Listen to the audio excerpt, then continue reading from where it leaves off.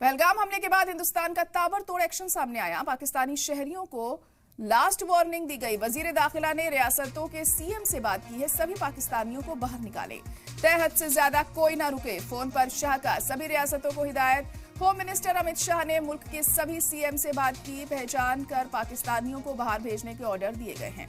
तो सभी पाकिस्तानियों को बाहर निकालने का हुक्म दिया गया है यहां अमित शाह की तरफ से, और तमाम रियासतों के सीएम से बात की है उन्होंने और कहा है कि कोई भी पाकिस्तानी भारत में नहीं रहना चाहिए और पहचान करके पाकिस्तानियों को बाहर निकालें।